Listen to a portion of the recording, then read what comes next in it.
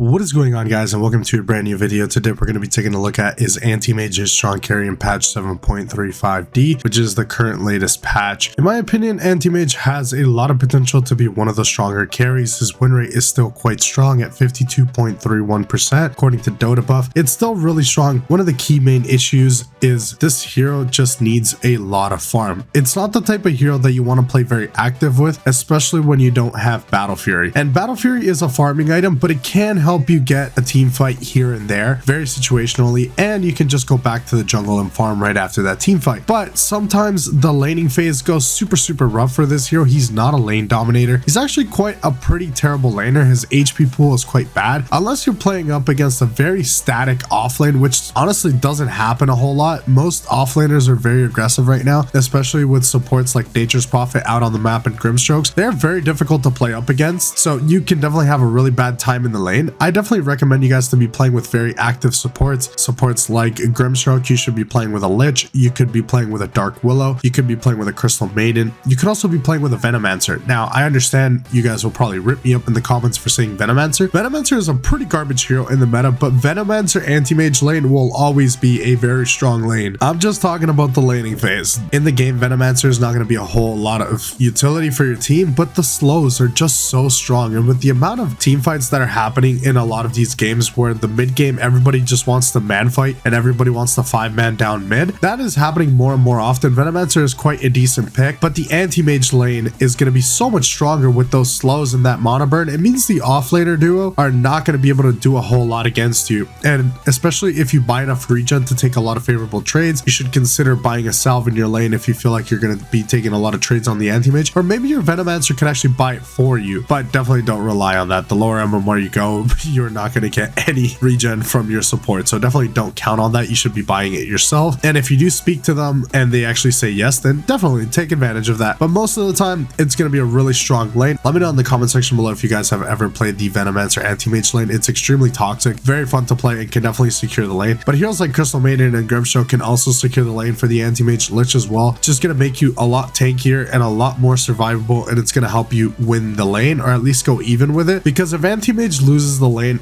and goes to the jungle without a Battle Fury or even without treads, it's a really big issue. This hero does not farm fast and has no innate farming ability. Mono burn is okay, I guess, but it's not great. It's not going to help you a whole lot when it comes to clean creep camps and rush your Battle Fury. That's what's going to keep you ahead of the game. So basically the build stays pretty much the same on anti-mage, where you go for treads, Battle Fury into Manta, and then you can either go for an Aghanim Scepter, Butterfly, or Abyssal. The Aghanim Scepter is really strong, especially for taking camps that you shouldn't be taking because they're very risky. It's also really nice to be burning the mono pool of supports that can't easily deal with illusions, and if they have no illusion clear, it could also help you split push a little bit here and there. It's a pretty decent Aghanim Scepter. It's not something you want to rush, but some games it can feel really incredible, and sometimes when the anti-mage is really tanky for a support hero, it might actually seem like the real anti-mage, so you can actually bait and play with those illusions and make it seem like it's the real deal and help the enemy team commit onto an illusion. That way you can bait some spells. I've definitely seen it happen quite a bit. Even in immortal games, they've been illusion baited by the anti-mage Aghanim Scepter. They're definitely quite strong, and it's always going to be nice to have more illusions around the map on the anti-mage. Now I'm going to be breaking up some of his best and worst matchups. So he's typically good up against Medusa, Zeus, Phantom Lancer, Wraith King. These types of heroes that depend on their mono pool or just have a lot of issues going up against the anti-mage. But don't be fooled. Anti-mage could still